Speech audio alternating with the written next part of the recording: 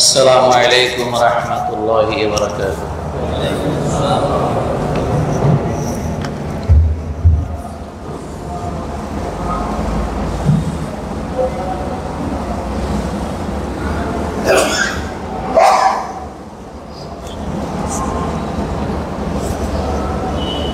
الله أكبر الله أكبر الله أكبر الله أكبر أشهد أن لا إله إلا الله أشهد أن لا إله إلا الله أشهد أن محمدا رسول الله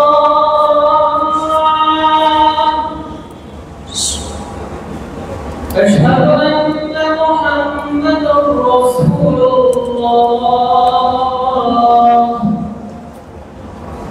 حي على الصلاة حي على الصلاة حي على الفلاح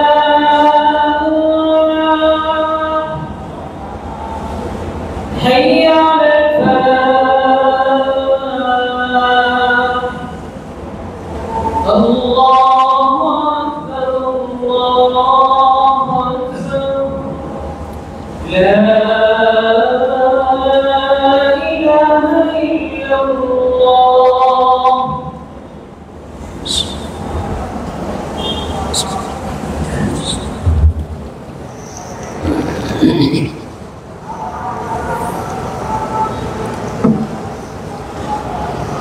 الحمد لله الحمد لله نحمده ونستعينه ونستغفره ونستهديه ونؤمن به ونتوكل عليه ونعوذ بالله من شرور أنفسنا ومن سيئات أعمالنا من يهده الله فلا مضل له ومن يضلله فلا هادي له وأشهد أن لا إله إلا الله وحده لا شريك له وأشهد أن محمدا عبده ورسوله الذي أرسله بالحق بشيرا ونذيرا وداعيا إلى الله بإذنه وسراجا منيرا الذي بلغ الرسالة وأدى الأمانة ونصح الأمة وتركنا على المحجة البيضاء ليلها كنهارها لا يزيغ عنها إلا هالك الذي أرسله بالهدى ودين الحق ليظهره على الدين كله ولو كره المشركون. اللهم صل على محمد كما صليت على إبراهيم وعلى آل إبراهيم إنك حميد مجيد. اللهم بارك على محمد وعلى آل محمد كما باركت على إبراهيم وعلى آل إبراهيم إنك حميد مجيد. أعوذ بالله من الشيطان الرجيم يا أيها الذين آمنوا اتقوا الله حق تقاته ولا تموتن إلا وأنتم مسلمون يا أيها الناس اتقوا ربكم الذي خلقكم من نفس واحدة وخلق منها زوجها وبث منهما رجالا كثيرا ونساء واتقوا الله الذي تساءلون به والأرحام إن الله كان عليكم رقيبا يا أيها الذين آمنوا اتقوا الله وقولوا قولا سديدا يصلح لكم أعمالكم ويغفر لكم ذنوبكم ومن يطع الله ورسوله فقد فاز فوزا عظيما معزز الحاضرين মহান রব্বুল আলামিনের শানে অসংখ্য হামদ এবং সানা যিনি তার একমাত্র উপযুক্ত যিনি অনুগ্রহ করে আমাদেরকে সালাতুল জুমা আদায়ের জন্য এই মসজিদে উপস্থিত হওয়ার ও একত্রিত হওয়ার তৌফিক দান করেছেন আলহামদুলিল্লাহ আমরা সব সময় আল্লাহর কাছে দোয়া করি আল্লাহ যেন আমাদের সকলের নেক এবং ভালো আমলগুলো কবুল এবং মঞ্জুর করে এবং সেই সাথে সাথে আমাদের জানা অজানা সকল গুনাহগুলো যেন মাফ করে দেন আমাদের সাইয়্যাতগুলো হাসানাতে পরিবর্তন করে দেন এবং অবশিষ্ট জীবনে বাকি হায়াতে আল্লাহ যেন তার এবং তার রাসূলের হুকুম আহকাম ও বিধিবিধানের উপরে চলার তৌফিক দান করেন মৃত্যুর সময় কালিমাতুত তাওহীদের উপরে যেন আল্লাহ আমাদের সকলকে মৃত্যু নসিব করেন মুআজ্জাল হাদিরিন আমরা গত জুমাতে আপনাদের সামনে নিফাক নিয়ে আলোচনা করেছি মুনাফিকি সেখানে নিফাকের দুটো প্রকারের কথা আমরা উল্লেখ করেছি একটা হচ্ছে আকীদার ক্ষেত্রে মুনাফিকি যেটা চরম মারাত্মক যার মাধ্যমে একজন ব্যক্তি সে ইসলাম থেকে বের হয়ে কাফের মুশরিকদের কাতারে চলে যায় এবং তাদের পরিণতি তাদের শাস্তি কাফেরদের চাইতেও নিকৃষ্ট হয় এটা আল্লাহ কোরআনে নিজেই বলেছেন যে ইন্নাল মুনাফিকিনা ফি দারকিল আসফালি মিনান নার যে মুনাফিকরা জাহান্নামের সবচেয়ে নিম্ন স্তরে স্থানে থাকবে মুফাসসিরিন কিরাম উল্লেখ করেছেন যে এর দ্বারা আল্লাহ সুবহানাহু ওয়া তাআলা মুনাফিকদেরকে কাফের এবং মুশরিকদের চাইতে মারাত্মক এবং অধম বলে এই মেসেজ দিয়েছেন আরেকটি হচ্ছে আমলি নিফাক মানে কথাবার্তা কাজকর্মের মধ্যে দিয়ে যেগুলো হয় সেগুলোর প্রতি স্পষ্ট আলামত আল্লাহ রাসূল হাদিসে বলেছেন তবে সে কাজগুলো প্রত্যেকটাই বড় বড় গুনার কাজ মানে ওয়াদা করলে ওয়াদা খেলাপ করে যেটা কেউ কোনো প্রতিশ্রুতি দিয়ে শরঈ ওজর ছাড়া এবং তাকে পূর্ব জানানো ছাড়া এই প্রতিশ্রুতি ভঙ্গ করা কি এটা বড় গুনাহ কথা বললে মিথ্যা বলে মিথ্যা বলাও বড় গুনাহ কোনো কিছু আমানত রাখলে সেই আমানতের খেয়ানত করাও বড় গুনাহ তাহলে এই বড় বড় গুনাহগুলোকে আল্লাহ রাসূল সাল্লাল্লাহু আলাইহি সাল্লাম মুনাফিকির আলামত বলেছেন এবং একটু তর্ক বিতর্ক হলেই অশ্লীলতার আশ্রয় নেয় ঝগড়া বিতর্ক করে বাজে কথা বলে এগুলো এমনিতেই এগুলো কবিরা গুনাহ এগুলো এমনিতেও এগুলো কবিরা গুনাহ সুতরাং আল্লাহ যেন আমাদেরকে প্রথম প্রকার তো বটেই দ্বিতীয় প্রকার থেকেও জন্য আল্লাহ আমাদের সকলকে হেফাজত করে আজকে আমাদের খুতবার আলোচনার বিষয়বস্তু হচ্ছে বেদাত এবং তার প্রকার আমরা বেদাত শব্দটি আরবি শব্দ এর মোট অক্ষর যেগুলো দিয়ে শব্দটি গঠিত সেটা হচ্ছে বা, দাল, আইন বা দহন, বিদহন, যেভাবে বিদআতুন যেভাবে আমরা উচ্চারণ করি, এর অর্থ হচ্ছে নব উদ্ভাবন। নতুন করে যেটা উদ্ভাবন করা হয় সেটাকে বলা হয়। এবং এর আরেকটি অর্থ হচ্ছে সেই নতুন উদ্ভাবনটা এমন জিনিস যেটার কোনো পূর্ব উদাহরণ নেই। নতুন জিনিস তৈরি করা কোনো ধরনের উদাহরণ ছাড়া, যে আমরা এইটা দেখে এর মতো আর একটা করেছি এরকম না। এই ধরনের শব্দের অর্থে বেদাত শব্দ ব্যবহার করা হয়। কোরআনে কারিমে আল্লাহ সুবহানাহু ওয়া তাআলা বলেছেন বাদিউস সামাওয়াতি ওয়াল আরদ, বাদিউস সামাওয়াতি ওয়াল আরদ। বাদি মানে তিনি নতুন উদ্ভাবনকারী। আল্লাহ কি উদ্ভাবন করেছেন, কি সৃষ্টি করেছেন? আকাশসমূহ এবং জমিন। আল্লাহ কি আকাশ তৈরি করেছেন আর একটা এরকম আকাশ দেখে, এরকম দেখে করা হবে? তার মানে নতুন ভাবে আলা মিসালিন সাবিকিন, পূর্ব কোনো উদাহরণ বা পূর্ব কোনো দৃষ্টান্ত সামনে রেখে করেছেন তা সম্পূর্ণ নতুন। এটা হচ্ছে শব্দ, শব্দের দিক থেকে। শরীয়তের দৃষ্টিতে হচ্ছে যেমন জিনিস দিনের মধ্যে প্রবর্তন করা যেটা আল্লাহ এবং তার রাসূল করেনি, যেটা আল্লাহ এবং তার রাসূল করেনি সংক্ষিপ্তভাবে।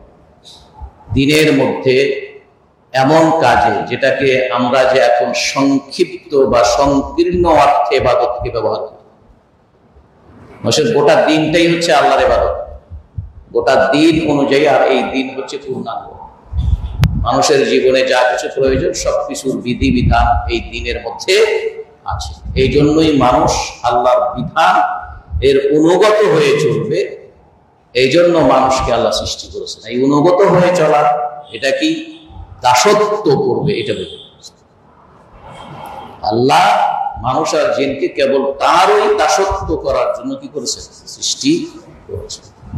এইখানে মুসলিমরা বারবার বলেছে আপনাদেরকে ভুল করে। তারা মনে করে যে আমাদেরকে নামাজ, রোজা, হজ, যাকাত যেগুলো আমরা ইবাদত বলি এই জন্য সৃষ্টি করছে, আর বাকিটার সাথে ধর্মের কোনো সম্পর্ক নেই বলেও একদম। এবং নিজেদেরকে দাবিও করে যে আমরা কি ধর্ম নিরপেক্ষ সেকুলার মুসলমান। মুসলমান এভাবে দাবি করে ধর্ম হলো এই যে মসজিদের মধ্যে নামাজ রোজা যেগুলো হবে এগুলো, আর এর বাইরের সাথে ধর্মের কোনো সম্পর্ক নেই।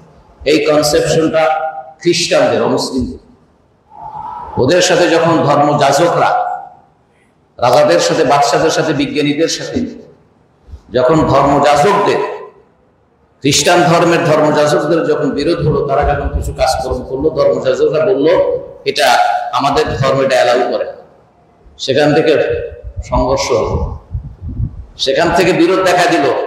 কার সাথে? সমাজের লিডারদের সাথে, দেশ পরিচালকদের সাথে, রাজা বাদশাদের সাথে। কাদের? ধর্মযাজকদের, যারা ধর্মের গুরু ছিল তাদের সাথে। এই জন্য তারা তখন গোটা ইউরোপে তারা সকলেই ফেটে বলল, পোষণ করে বলল যে মা লিল কাইসার লিল কাইসার,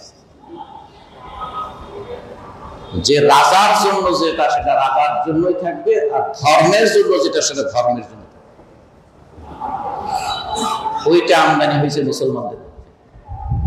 আর মুসলমানদের কোন স্কলারের সাথে, ইসলামের কোন নীতিমালার সাথে, ধর্ম বলেন, বিজ্ঞান বলেন, বিজ্ঞানের কোন বিষয় বলেন, এগুলোর সাথে কোনো সাংঘর্ষিকতা নেই। বুঝতে পেরেছেন? কারণ ইসলাম হচ্ছে জীবনের এক বিধান। সুতরাং প্রতিটি বিষয় কিয়ামত পর্যন্ত ইসলামের বিধিবিধান চলবে। এই জন্য মানুষের জীবনযাত্রা, চাল চলনের ক্ষেত্রে নতুন কিছু আসা, পুরানটা বিদায় হয়ে যাওয়া, নতুন পদ্ধতি হয়ে যাওয়া, এইটাকে বেদাত বলে না। কথা বুঝছে? আমাদের কিছু লোকরা, কিছু আলেমরা এখানে হয় বুঝতে ভুল করে অথবা নিজেরা আলাদা করে ভুল করে, দেখায় দেখায় বলে যে মাইকতালি বেদাত। আলেমরা বলে এটা। তারপর আমরা যে প্লেনে চড়ে হজ করতে যাই সেটা বেদাত। রাসূলের যুগে এটা ছিল না, সাহাবারা প্লেনে ওঠে নাই। কথা বুঝছে?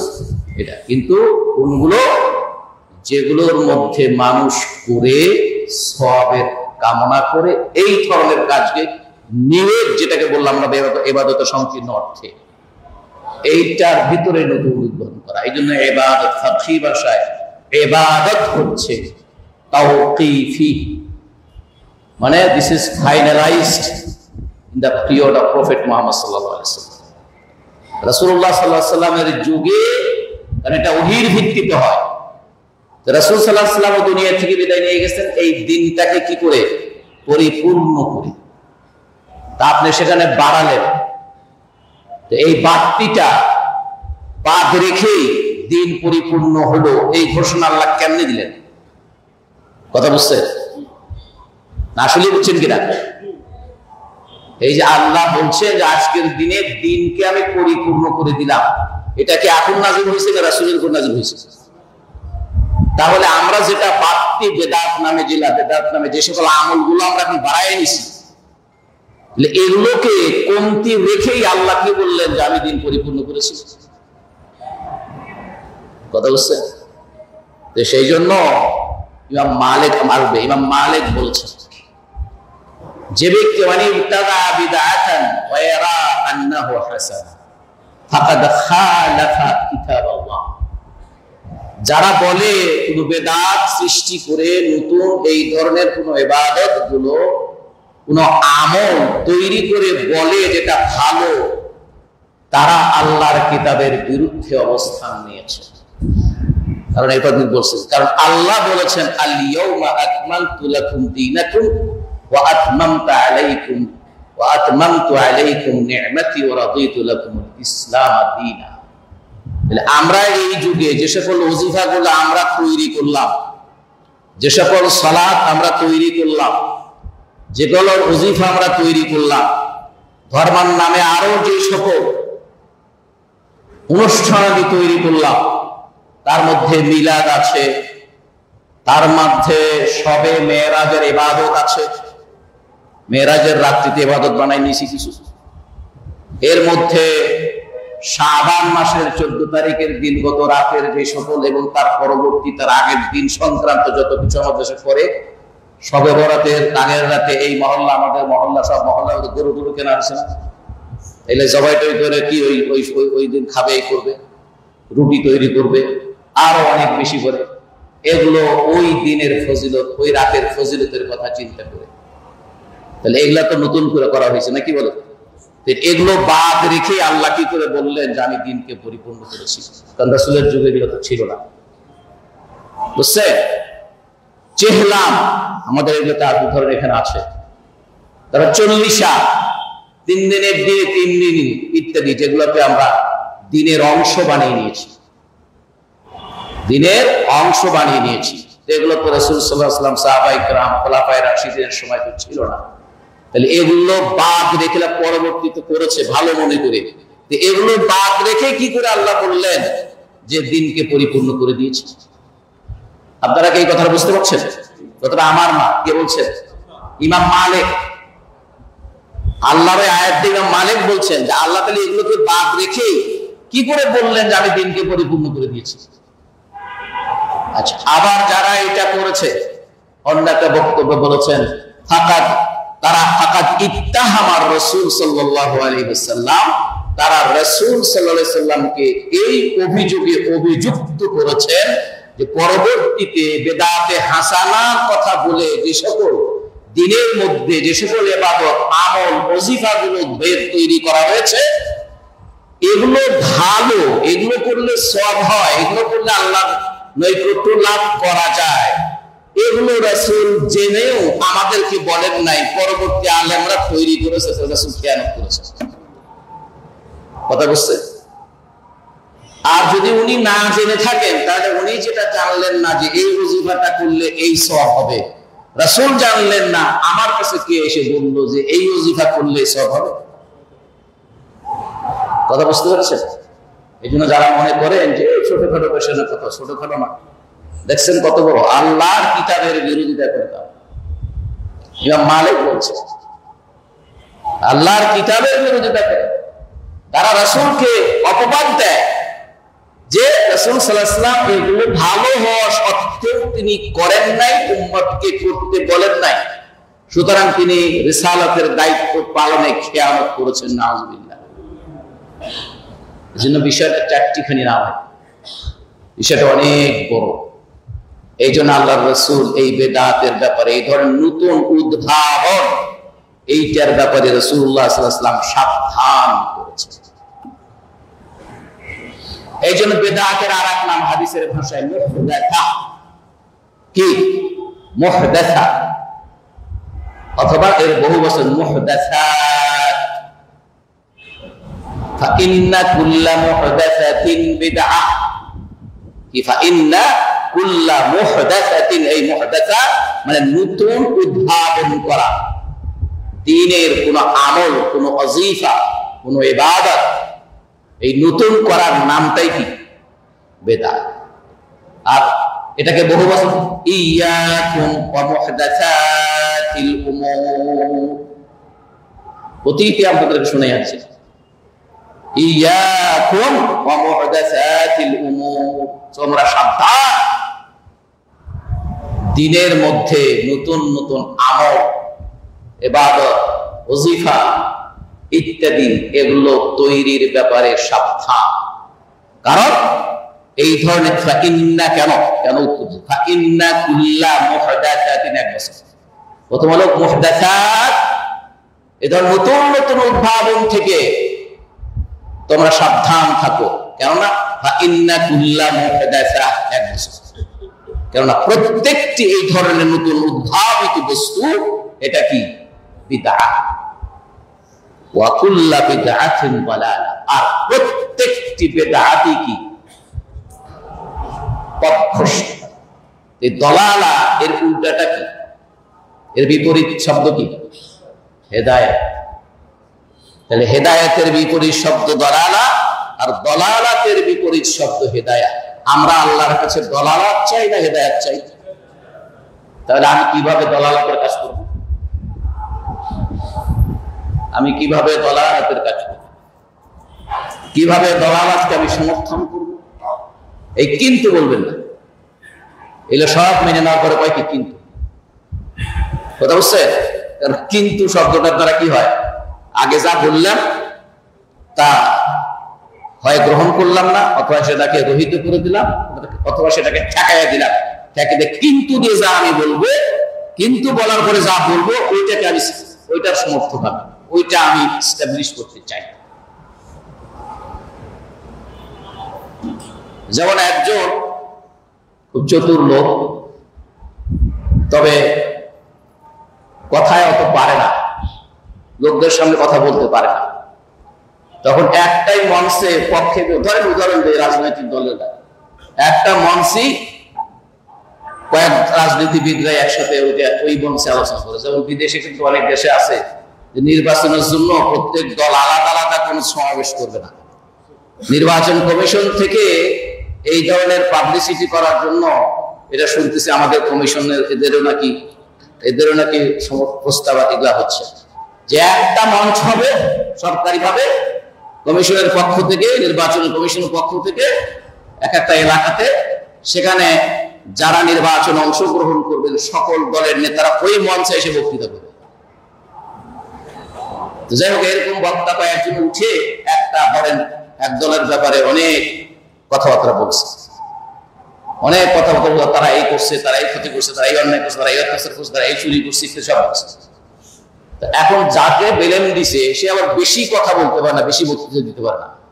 এর পালা যখন আসছে, সে দেখছে আমি তো আপনার কথা জবাব দিতে পারবো না, তখন কি করা যায়, এদিকে জবাব তো দিতে হবে। তখন সে উঠে বলছে যে ভাই, আমি তো বেশি বক্তৃতা দিতে পারি না, আমার আগের বক্তারা তো তুখোড় বক্তা, অনেক ভালো কথাবার্তা বলছে, অনেক কিছু বলছে, তার মতো আমি অত বলতে পারবো না। অনেক ভালো ভালো বক্তৃতা হয়েছে ভাই, কিন্তু যা বলছে সব মিথ্যা বলছে। যা বলছে কিন্তু বলে দিল, কিন্তু যা বলছে সব মিথ্যা বলছে। কিন্তু বলা মানে আগের সব পাপ। অনেক আলেমরা পর্যন্ত আছে, হাদিস শোনাচ্ছেন, সে বোঝে হাদিস, এটা তারপরে কিন্তু ভাই, আরে ভাই কিন্তু ভাই মানে এই জন্য এই কিন্তু না। সুতরাং এইভাবে বেদাতের বিষয়টাতে এইভাবে হয়। তাহলে আমরা বেদাত হচ্ছে দুইভাবে, একটা হচ্ছে যা আল্লাহ তার রাসূল থেকে যা দেওয়া হয় নাই, এই হলো সংক্ষেপে। দুই হচ্ছে যে রাসূলুল্লাহ সাল্লাল্লাহু আলাইহি সাল্লাম এবং খোলাফায়ে রাশিদিনের যুগে যে সকল কর্মগুলো, যে সকল আমলগুলো, যে সকল ইবাদতগুলো, যে সকল ওজিফাগুলো ইত্যাদি যা এই যুগে ছিল না, যা পরবর্তীতে সৃষ্টি করা হয়েছে, এটার নাম কি? বেদাত। সহজ ভাষায় বোঝা, সহজ ভাষায় বোঝা, সেটা হচ্ছে বেদাত। এই বেদাতটা হচ্ছে ইসলামের, আমরা বলেছি ইসলামকে জানার জন্য ইসলামের ভিতরে কয়েকটা চ্যাপ্টার আছে। একটা চ্যাপ্টারের নাম হচ্ছে ঈমান আকীদা, মানে আকীদা বিষয়ক মানে কথাবার্তা। দুই নম্বর হচ্ছে ওই যে ইবাদত বলতে ওই নামাজ, রোজা, হজ, যাকাত এগুলো বিষয়। তিন নম্বর হচ্ছে মুআমালাত। মুআমালাত কোনগুলো?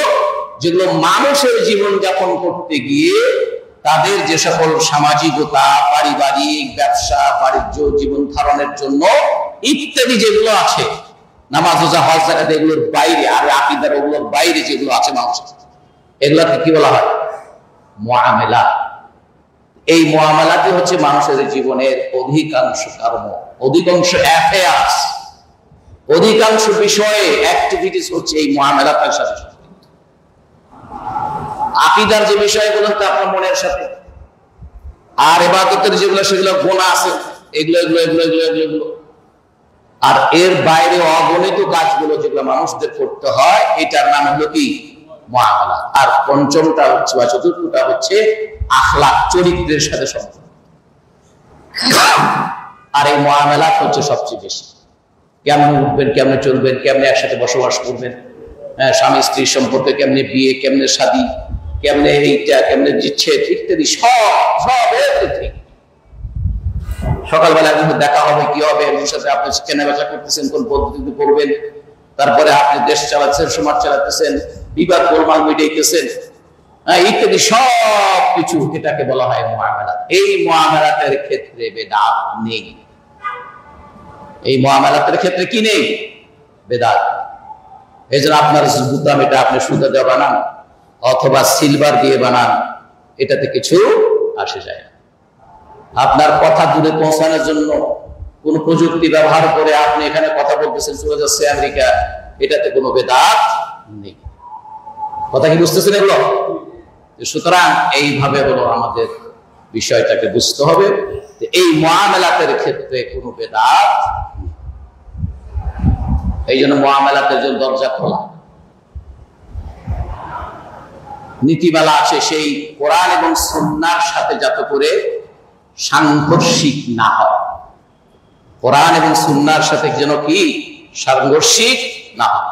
এমন একটি কাজ আপনার সমাজে আপনি চালু করেছেন, সেটা হয়তো ছিল না, কিন্তু এইটা জায়েজ হবে যদি সেইটা কোরআন সুন্নাহর নীতির পরিপন্থী না হয়, তাহলে সে জায়েজ। এখন আমরা যেমন ধরেন আমরা মৃত ব্যক্তির সাথে সম্পর্কিত, মৃত ব্যক্তির সাথে সম্পর্কিত, মারা গেছে 3 দিনের দিন আমরা কিছু বাড়িতে কিছু আয়োজন করছি, ফকিরদের দাওয়াত দিয়ে যেটা যেভাবেই করি নাকি করছি, করে না? আছে না আমাদের সমাজে? এই কাজটা কিন্তু এমনি করে নাকি এইটা করলে বাইঙ্গেতের উপকার হয়, সওয়াব হয়, এই জন্য তো করে, এই জন্যই তো করে। তাহলে চলে গেল এটা ইবাদতের মধ্যে, চলে গেল এটা ইবাদতের মধ্যে। তাহলে রাসূলের যুগে এরকম মারা গেছে, 3 দিনের দিন কি সেই মৃত ব্যক্তির পরিবারে এরকম কিছু হয়েছে? তাহলে দেখা যাচ্ছে যেই কারণে আমরা যেটা বাড়ায় নিয়েছি বা কমায় নিয়েছি বা বিপরীত করছি, ওই কারণটা রাসূলের যুগে ছিল কিন্তু এই কাজটা ছিল না। সুতরাং এই যে কাজটা বাড়ায় নিয়েছি, এটাই হচ্ছে কি? বেদাত। এই জন্য বেদাত হওয়ার জন্য কয়েকটা কারণ বলা হয়, এটা ফিকহের ভাষায়। তার মানে একটা হলো কারণ, যে কারণ এখন করছি এই কারণে রাসূলের যুগে থাকা সত্ত্বেও এই কাজটা ছিল না। একই কারণ রাসূলের যুগেও ছিল, কিন্তু সেই কারণটা ছিল। সুতরাং এই জন্য বেদাত স্পষ্ট হলে আমরা তখন পরিষ্কার ভাবে বুঝতে পারবো যে কোন জিনিসটি আমাদের জন্য বেদাতের অন্তর্ভুক্ত হবে আর কোনটি আমাদের বেদাতের অন্তর্ভুক্ত নয়। কারণ এইটা এর জন্য বলা হচ্ছে যে রাসূলুল্লাহ সাল্লাল্লাহু আলাইহি সাল্লামের হাদিস থেকে, তার একটা হাদিস আল-ইরবাদ ইবনে সারিয়া সাহাবী, তিনি বর্ণনা করছেন। এটি লম্বা হাদিসের এক শেষ অংশে গিয়ে শুরুটা করেছে যে তোমরা যারা বেঁচে থাকবে, ওয়া ইয়াইশ মিনকুম সায়ারা ইখতিলাফান কাসীরা, তোমাদের মধ্যে যারা বেঁচে থাকবে তোমরা অনেক ধরনের মতামত দেখতে পাবে দ্বীনের ব্যাপারে। অনেক ব্যাপার কি দেখতে পাবা? সুতরাং শেষে এসে বলছে, সুতরাং তোমরা, রাসূল বলছে, সুতরাং তোমরা আমার সুন্নাতকে আঁকড়ে ধরবে আর খোলাফায়ে রাশিদিনের সুন্নাতকে আঁকড়ে ধরবে, মারি তাঁত দিয়ে কামড়ে শক্তভাবে মজবুত ভাবে ধারণ করবে। এই জন্য ইমাম মালিক বলেছেন, মা কানা দীনুন ফি জামানির রাসূল ওয়া খুলাফাহি ফাহুয়া দীন ওয়া মা লাম ইয়াকুন ফাহুয়া লাইসা মিন দীন। আল্লাহর রাসূল সাল্লাল্লাহু আলাইহি সাল্লাম এবং সাহাবায়ে খোলাফায়ে রাশিদিনদের যুগে যেগুলো দ্বীন হিসেবে ছিল ওগুলোই দ্বীন, আর যেগুলো ছিল না সেগুলো কখনো দ্বীন নয়। সেগুলো কখনো কি না? দ্বীন নয়। এই কথাগুলো তো ইমাম মালিক বা ইমামরা সেই সময় বলে গেছে, সেই সময়গুলো সাবধান করে গেছে। এই জন্য আমাদেরকে বিষয়গুলোকে সাবধান করতে হবে। আল্লাহ রাসূল নিজে বেদাতের ব্যাপারে সাবধান করেছেন যে তোমরা সাবধান হবে নতুন নতুন দিনের মধ্যে নতুন নতুন আবিষ্কার সমূহ থেকে, কেননা প্রত্যেকটি নব নতুন উদ্ভাবিত বস্তু বা বিষয় হচ্ছে বেদাত, আর প্রত্যেক বেদাতই হচ্ছে পথভ্রষ্টতা। প্রত্যেক বেদাতই পথভ্রষ্টতা। তাহলে সেই বেদাতকে ভালো আর মন্দ ভাগ করার সুযোগ আছে? প্রত্যেক বেদাতই বোঝার সুযোগ আছে? সুযোগ নেই। সুতরাং এই যারা ভাগ করে, এই ভাগটাও যারা জন্য তারাও একটু এক ধরনের হয়তো ভুল বুঝে করে। কারণ এই বেদাতে হাসানা বলে তারা যেগুলো উদাহরণ দেয় না, আসলে এগুলো বেদাতের মধ্যেই পড়ে। কিভাবে দেখেন যে তারা বেদাতে হাসানা বলে, তারাবির নামাজ এটা না বেদাতে হাসানা। আরে ভাই, তারা বলতে চান ওমর ইবনুল খাত্তাব রাদিয়াল্লাহু তাআলা তিনি তারাবি শুরু করেছেন। আচ্ছা, ওমর রাদিয়াল্লাহু ধরে নিচ্ছি তিনিই যদি শুরু করে থাকেন, তিনি খোলাফায়ে রাশিদিনের একজন ছিলেন না? তো খোলাফায়ে রাশিদিন দ্বারা যদি তার দ্বারাই তৈরি হয়ে থাকে, সেটা তো বেদাতের মধ্যে পড়বে না। রাসূল তো বলেই গেছেন আমার সুন্নাত আর খোলাফায়ে রাশিদিনের সুন্নাত কি। ওনারা বেদাতে হাসানা যারা বলে তারা এটা বলে, উদাহরণ বলে যে যেমন তারাবির নামাজ বেদাতে হাসানা, জামাতের সাথে তারাবির নামাজ বেদাতে হাসানা। তারা আরেকটা কি বলে, এই যে কোরআনে কারীমকে কম্পাইল করে সংকলন করে যে একটাই এর মধ্যে রাখা হয়েছে, তাহলে বলেন আল্লাহর রাসূল এই কোরআনকে সংরক্ষণ করার জন্য বিভিন্ন জায়গায় লিখে রেখেছেন না? কি বলে লিখে রাখছেন কিনা? লিখে রেখেছেন। তাহলে সেই লেখাগুলোকে একসাথে করা হয়েছে শুধু, এটা বেদাত হলো কেন? এটা রাসূলের যুগে ছিল। এই জন্য ওনারা ভুল বুঝে যেগুলো বেদাতে হাসানা বলে উদাহরণ দেন, সেগুলো বেদাতে হাসানার মধ্যে পড়ে না অনেকগুলো। আর যেগুলো বলে যেটা না থাকলেও এটা ভালো, খারাপ তো কিছু করতে বেশি শুনবে, কয় খারাপ তো করতেছি না, নামাজের পরে মোনাজাত, কয় খারাপ কিছু তো করতেছি না, মোনাজাত তো করতে পারি, আছে তো এখানে করতেছি, আমি খারাপ তো কিছু করতেছি না। এইটাই তো বড় খারাপ করতেছেন, যে রাসূল করেন নাই এই জায়গাতে। এই জায়গাতে রাসূল করেন নাই, আপনি সেই জায়গাতে সেটা এস্টাবলিশ করছেন, আপনি খারাপ করছেন, আপনি কি ভালো করছেন? কথা বুঝছেন? এটা এই জন্য মনে রাখতে হবে, এগুলো খেয়াল রাখতে হবে। এই জন্য যেই জায়গাতে যেটা সেটা করতে হবে। আমরা অনেকে আছি আজান দেওয়া শেষ হওয়ার পরে দরুদ শরীফ জোরে জোরে উচ্চ স্বরে পড়ি, দরুদ শরীফ যেটাকে দরুদ শরীফ বলি আমরা, দরুদ শরীফ আসলে দরুদ শরীফ রাসূলের মধ্যে সালাত এবং সালাম, দরুদ শব্দটা কিন্তু উর্দু বা ফারসি শব্দ। এটা কিন্তু কোরআন বা হাদিসের কোনো ভাষা না। দরুদ যে বলি না আমরা, এটা হলো রাসূলের প্রতি কি সালাত এবং সালাম পাঠ করা। আবার আমরা দরুদ ইব্রাহিমও নাম দিয়েছি, আমরাও বলি অনেক সময় আল্লাহুম্মা সাল্লি আলা মুহাম্মাদিন কামা সাল্লাইতা আলা ইব্রাহিম ওয়া আলা আলি ইব্রাহিম। দরুদ ইব্রাহিম এই টাইটেল কিন্তু হাদিসে দেওয়া হয় যে এটার নাম দরুদ ইব্রাহিম। এটা আমরা কিছু নিজেরা বানিয়ে নিয়েছি। সে যাই হোক, সুতরাং এই জন্য সালাতের আযানের পরে যেটা হাদিসে আসে, আযান শেষ হলে রাসূল সাল্লাল্লাহু আলাইহি ওয়াসাল্লাম সালাত এবং সালাম পাঠ করা। এরপরে রাসূল সাল্লাল্লাহু আলাইহি ওয়াসাল্লামের প্রতি যে দোয়াটা আছে আল্লাহুম্মা রাব্বা হাযিহি দাওয়াতা পাঠ করা, আর রাদিতু বিল্লাহি রাব্বান ওয়া বিল ইসলামি দীনান ওয়া মুহাম্মাদিন নাবিয়্যান রাসূল, এগুলো হাদিসে আছে। এগুলো আমরা কেউ এই সময় করে হাত তুলি না, এরকম তুলে হাত তোলা এই জায়গাতে রাসূল নাই, রাসূলের আমল এটা নেই, এই আমল রাসূলের নেই। তা আমরা এটা করছি, তাহলে রাসূল অনেকে আছে আশহাদু আল্লাহ শুনলে এখানে এরকম করে না। তা আপনি কি প্রথম আশহাদু আল্লাহ ইলাহা ইল্লাল্লাহ শুনতেছেন না রাসূলের যুগে আযান হইছে, সাহাবারা শুনেছেন, তারা কি কাজটি করেছে? আপনি এখন কেন করছেন? নিশ্চয় আপনি এই চিন্তা করে করছেন এটা করলে আমার উপকার আছে।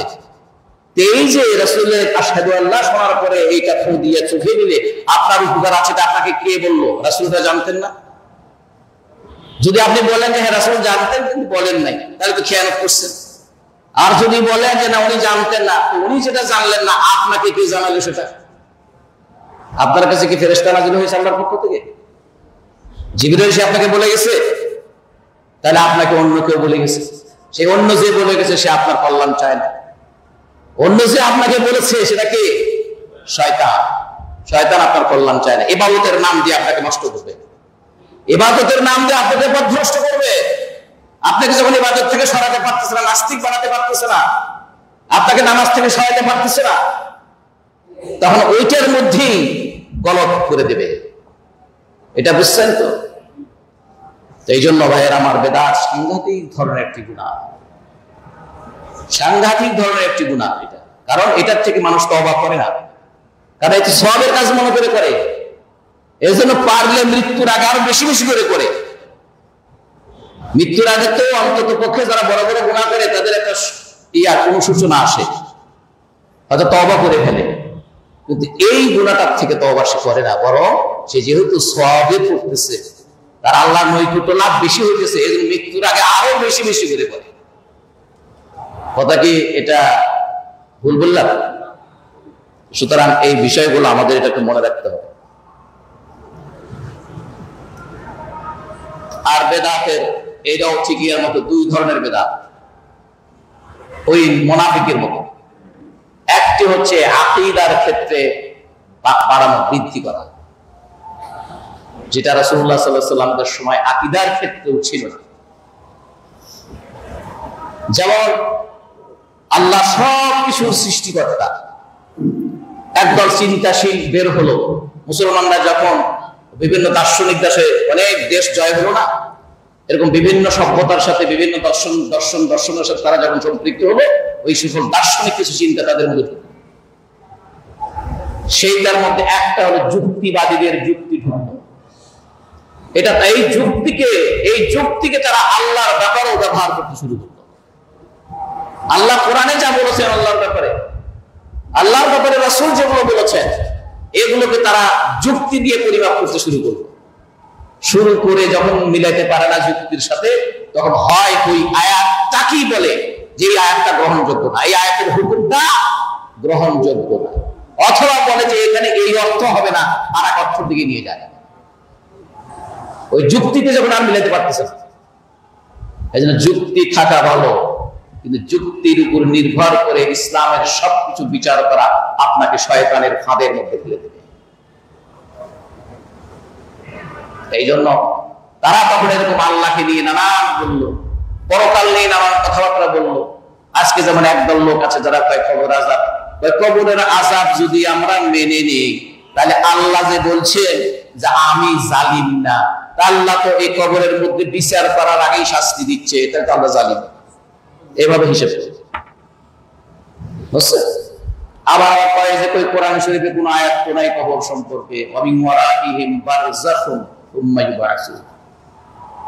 এই যে জীবনের পরে তোমাদের পিছনে আরেকটি জীবন আছে, এর নাম বারজাখ। আবার এইখান থেকে তোমাকে পুনরুত্থান করা হবে। তাহলে কি বোঝা গেল? মাঝখানে বারজাখ কি? তোমার যে জীবন এখন আমরা আছি, এরপরে তোমার পিছনে কি আছে? বারজাখ। এরপরে তোমাকে আবার পুনরুত্থান করা হবে। তাহলে মাঝখানে বারজাখটা কি? কবর না? কবরের জীবন না? উনি খুঁজে পান না। কোরআনের মধ্যে কবর সম্পর্কে কিছু নাই, উনি খবর ওনারা পারেন না, পায় না খুঁজে। রাসূল বলছেন তোমরা কবরের আযাব থেকে প্রতিদিন আল্লাহর কাছে পানা চাও, প্রতিদিন আল্লাহর কাছে কবর আযাব থেকে পানা চাও। আর অন্য কবর আযাব নেই, কবর শান্তি নেই।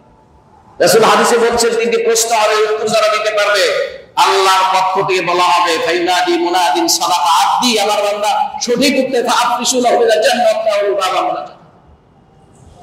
আমার বান্দার সঠিক জবাব দিয়েছে, ওর জন্য বেহেশত থেকে বিছানার ব্যবস্থা করো, দরজা খুলে দাও জান্নাতের, ওখান থেকে আরামায়েশে থাকবে সে। পক্ষান্তরে যারা উত্তরটা দিতে পারবে না তাদের জন্য জাহান্নামের একই ব্যবস্থা। এটাই জান্নাতের কবরের সুখ, কবরের কষ্ট, কবরের দুঃখ। সুতরাং জবাবদিহিতার দুটো জায়গা পাওয়া যায়, একটি হচ্ছে কবরে, আরেকটি হচ্ছে ওই পুনরুত্থানের পরে 50,000 বছর কঠিন অবস্থা পার করে রাসূলুল্লাহ সাল্লাল্লাহু আলাইহি ওয়াসাল্লামের শাফাআত উযমা বড় সুপারিশের মাধ্যমে বিচার অনুষ্ঠান শুরু করবেন আল্লাহ। সেইখানে আপনাকে আমাকে প্রত্যেকটি বিষয় সম্পর্কে জিজ্ঞাসা করবে, ছোড়ে গানি প্রত্যেকটি বিষয় জিজ্ঞাসা করবে আপনাকে আমাকে। এর একটা বড় কমন দলিল হচ্ছে আল্লাহ বলছেন কোরআনে সূরা আল তাকাসুর সর্বশেষ আয়াত, সুম্মা লাতুসআলুন্না ইয়াওমা ইযিন আনিন নাঈম। তারপর তোমাদের সকলকে অবশ্যই অবশ্যই জিজ্ঞাসা করা হবে কি সম্পর্কে? আল্লাহ প্রদত্ত নেয়ামাত গুলো সম্পর্কে। ও ভদ্রলোক, ও ভাই, আপনার প্রতি আপনার আল্লাহর কি কি অনুগ্রহ আছে আপনি বেঁচে দেবেন, এগুলো সম্পর্কে জিজ্ঞাসা করবে আল্লাহ। আমাকে আপনাকে আল্লাহ জিজ্ঞাসা করবে, আল্লাহ যে নিয়ামত গুলো আমাদেরকে দিয়েছে এই সম্পর্কে জিজ্ঞাসা করবে আল্লাহ, অবশ্যই জিজ্ঞাসা করবে। হাওয়া রাব্বিকা লানাসআলান্নাহুম আজমাইন। তোমার রবের কসম, রাসূলকে আল্লাহ সম্বোধন করছে তোমার রবের, আপনার রবের কসম। আল্লাহ নিজেই তার মানে কসম করে বলতেছে তাদের প্রত্যেককে আমি অবশ্যই জিজ্ঞাসা করব কি সম্পর্কে? আম্মা কানু ইয়ামালুন। সূরা আল হিজর, সূরা আল হিজর 15 নম্বর আয়াত, সূরা 15 নম্বর সূরা 92-93 নম্বর আয়াত, যে তাদেরকে আমি অবশ্যই অবশ্যই জিজ্ঞাসা করব তারা যা করেছে সেই সম্পর্কে। তাহলে এই দুনিয়াতে আমরা যা কিছু করছি এই সম্পর্কে আল্লাহ জিজ্ঞাসা করবে। সুতরাং ভাইয়ের আমার বলছিলাম, তাহলে আকীদার ক্ষেত্রে এই জন্য অনেক বিষয়ে অনেক ফেরকা সৃষ্টি হয়েছে, যেটাকে ফেরাকায়ে বাতিলা বলা হয়। এদের নাম আছে জাবরিয়া, কাদরিয়া, এগুলা মুতাজিলা, তারপর আরো বহু নাম আছে। 70-72 ভাগে বিভক্ত হয়েছে। হাদিসে রাসূল বলছেন আমার উম্মত 73 ভাগে বিভক্ত হবে। এর মধ্যে একটাই কেবল সঠিক, যারা জাহান্নাম থেকে মুক্তি পাবে এবং এরাই জান্নাতি হবে। একটা দল। সাহাবারা জিজ্ঞেস করলেন তারা কারা, সেই দলটি কারা? রাসূল বললেন আমি এবং আমার সাহাবীরা যার উপর আছে সেটা।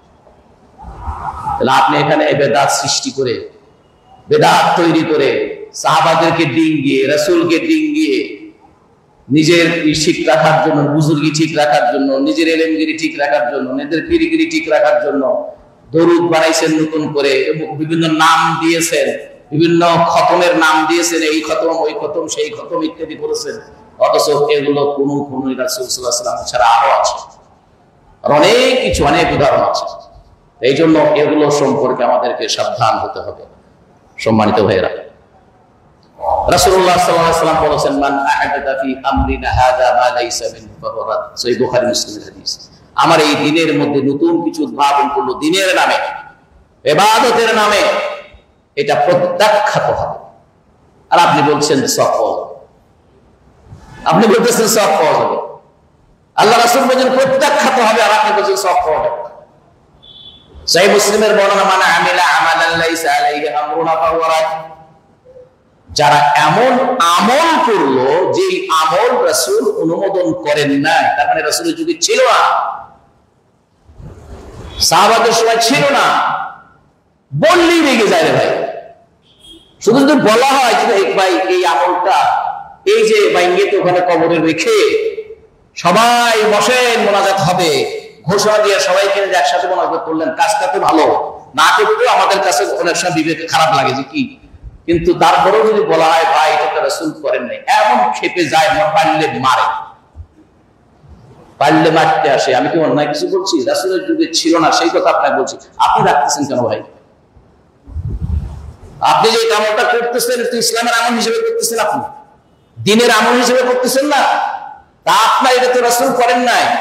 রাসূল বলছেন তোমরা তোমার মৃত ভাইদের জন্য দোয়া করো, তাই সেই দোয়া মানে একসাথে সবাই মিলে নয়, যখন থেকে তার মৃত্যুর কথা শুনছো তখন থেকে তার জন্য আল্লাহ মাগফির লাহু, আল্লাহ মাগফির লাহু, আল্লাহ তাকে মাফ করো, ওয়াসাব্বিতু আল কওলি সাবিত, আল্লাহ তাকে লা ইলাহা ইল্লা আশহাদু আল্লা ইলাহা ইল্লাল্লাহকে সাবিত রাখো, ওয়াইযহু মিনাল আযাবিল কবর, কবর আযাব থেকে তাকে বাঁচাও, ওয়া আবশির জান্নাত মা'আল আবরার, ভালো লোকদের সাথে জান্নাতে প্রবেশ করো। তোমাকে এইটা বলতে বলা হয়েছে। আল্লাহর নবী তো সাহাবাদেরকে সবাইকে নিয়ে কাউকে মাটি দেওয়ার পর ওই খবর করেন নাই। তা আপনাকে বলা হলো জিনিসটা যদি আপনি না করেন, আপনি খেপে উঠলেন, মাটিতে উঠলেন। এরকম জীবনের প্রত্যেকটা বিষয়গুলোকে তো সামনে রেখে আমাকে চিন্তা করতে, তাহলে না সেটার মধ্যে সব কাজ। আর একটা বিষয় প্রায় বলি, গতকালকেও না আজকেও একটা বলছি, সেটা হলো এই যে আমরা সারাটা জীবন আল্লাহর দ্বীনের সাথে সম্পর্ক রাখিনি। আল্লাহর দ্বীনের কথা, আল্লাহর দ্বীনি কালচার কৃষ্টির কথা শুনলেই কারো কারো তেলে বেগুনে জ্বলে ওঠে। এভাবে আল্লাহর দ্বীনের বিপক্ষে চলছে সারাটা জীবন।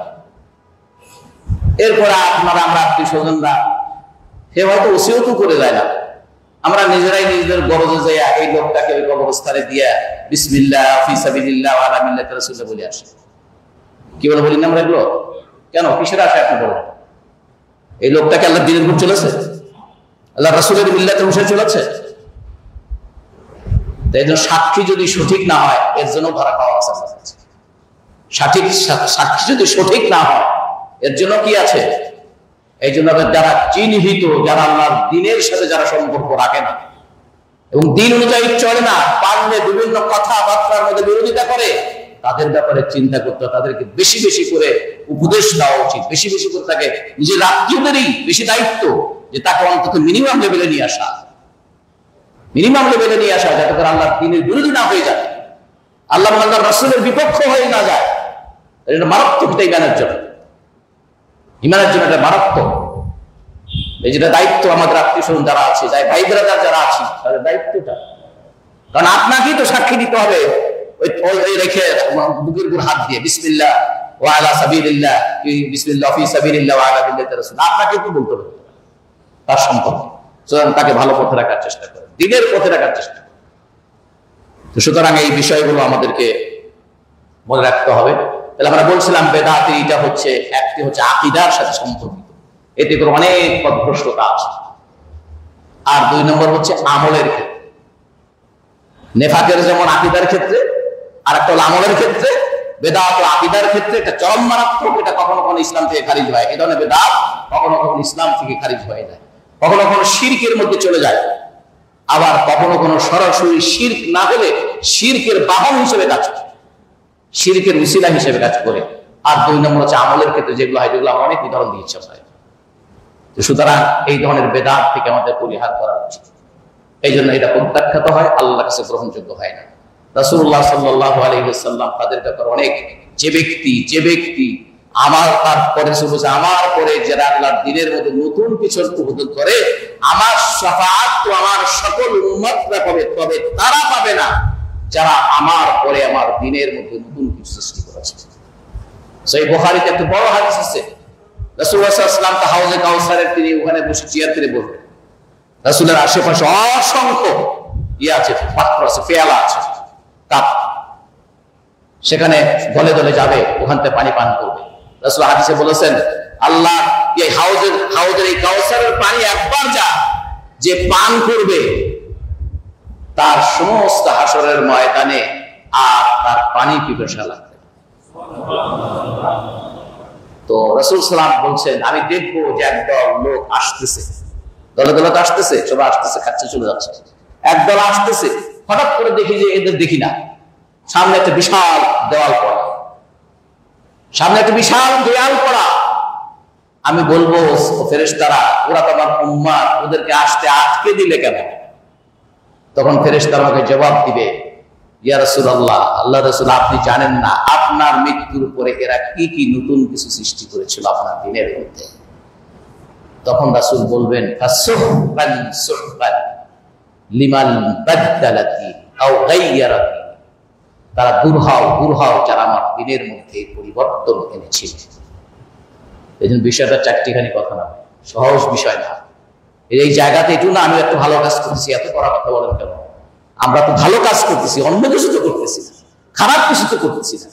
এই হাদিসগুলো আপনার সামনে থাকলে, এটা যদি আপনি বুঝেন, আপনার যদি সেই এলেম, সেই ঈমান যদি আপনার থাকে, সেই দীপ্তি, সেই প্রকাশটা আপনার মধ্যে সৃষ্টি হয়ে থাকে, এগুলো আপনাকে ঘুমাতে দেবে না, এগুলো আপনাকে ঘুমাতে দেবে না। এই কারণেই যারা এগুলোর ব্যাপারে বুঝায়, কারণ এটাই অহরহ আমাদের সমাজে চলছে বলে আমি যে কথা বলবো, যে কথা বলার লোক কম। কারণ সমাজে যখন একটা জিনিস প্রচলিত হয়, অনেক বড় বড় আলেমদেরকে জিজ্ঞাসা করছি যে আপনারা এই ধরনের কথা বলেন না কেন? ওই চলে আসতেছে, খেলাম হাক জ্ঞান লাগে। আল্লাহ আল্লাহ কসম করে বলছি, বড় বড় আলেমদের দুই একজনের সাথে কথা বলে, তারা এই কথা বলে, একবার চলে আসতেছে, ওইটা নিয়ে জ্ঞান লাগে না, এইভাবে আমি যেভাবে বলে এভাবেই বলে,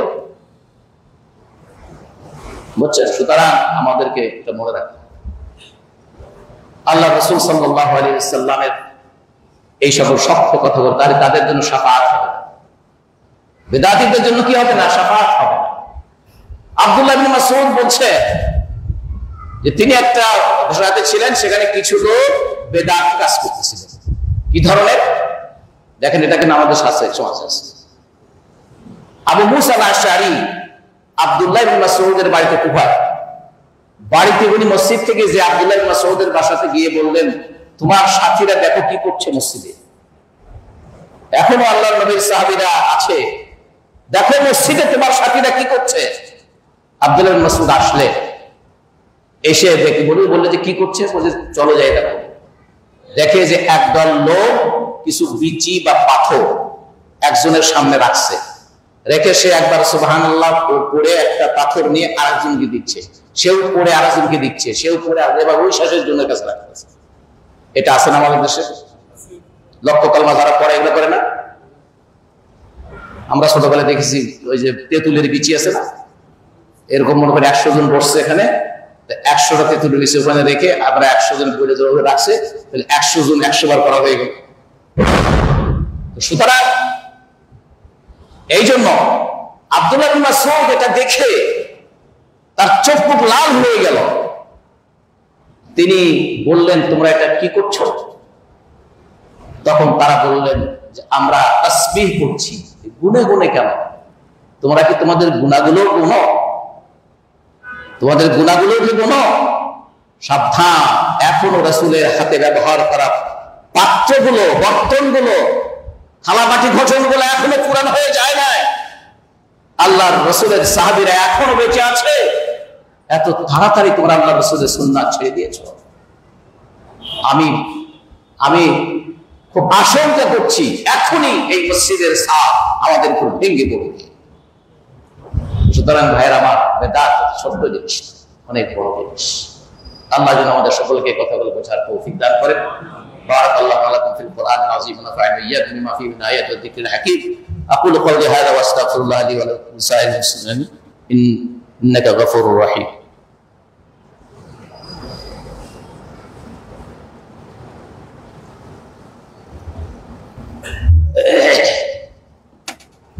আলহামদুলিল্লাহ, আসসালাতু ওয়াসসালামু আলা রাসূলিল্লাহ ওয়া আলা আলিহি ওয়া সাহবিহি ওয়াসাল্লাম। أما بعد فإن أحسن الحديث كتاب الله وأحسن الهدي هدي محمد صلى الله عليه وسلم وشر الأمور محدثاتها وكل محدثة بدعة وكل بدعة ضلالة وكل ضلالة في النار أو كما قال عليه الصلاة والسلام. معزز الحاضرين, একটি বার্নিং ইস্যু আমাদের সমাজে এই মুহূর্তে এখন চলছে, সেটা আপনারা জানেন। নারী কমিশন কর্তৃক যেই প্রস্তাব প্রতিবেদন দেওয়া হয়েছে, সেখানে প্রায় 350 বা 450 মতো তারা সুপারিশ দিয়েছে, অনেকগুলো ভালো, কিন্তু কতগুলো বিষয় এত মারাত্মক আছে যেগুলো কোরআনের সাথে সাংঘর্ষিক, যেগুলো ইসলামের সাথে সাংঘর্ষিক, যেগুলো আমাদের যে সোশ্যাল এবং আমাদের যে ফ্যামিলি বা পারিবারিক এবং আমাদের সামাজিক যে সকল ভ্যালুস গুলো আছে, যে সকল মূল্যবোধ যেগুলো আছে, এগুলোর সাথে চরম বিদ্বেষপূর্ণ, এর চরম বিপরীত। যার মনে করেন নারী পুরুষের অধিকার রক্ষা করতে গিয়ে, সমতার কথা বলতে গিয়ে নারী পুরুষের উত্তরাধিকারটাকে 50-50, মানে 50-50, যেটা কোরআনের সাথে তো সরাসরি সাংঘর্ষিক। কি বলে? জিনা ব্যভিচার কোরআনে এটা হালাল না হারাম? এটাকে আইনি বৈধতা দিলে এটা কি হালালকে হারাম করা হলো, হারামকে হালাল করা হচ্ছে না? যারা হারামকে হালাল করে, হালালকে যারা হারাম করে, আল্লাহ যে কি যেখানে আল্লাহ ইত্তাখাযু আহবারহুম ওয়া রুহবানাহুম আরবাবাম মিন দুনিল্লাহ, অন্যদিন শোনাবো সূরা তওবার ওই আয়াত, যে তারা তাদের নেতাদেরকে, তাদের ধর্মযাজকদেরকে, ধর্মগুরুদেরকে, নেতৃস্থানীয় লোকদেরকে তারা আল্লাহকে বাদ দিয়ে রব বানায় নিছে। যে সেইখানে ওইটা আছে, অর্থাৎ হালালকে হারাম করে, হারামকে হালাল করে জনগণ সেটাকে মেনে নেয়।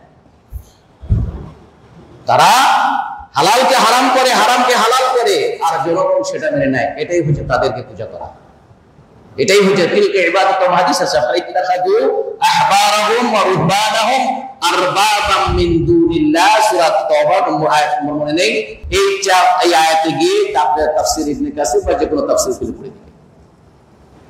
এই ধরনের অসঙ্গতি, যৌনকর্মী বলা পতিতাদেরকে।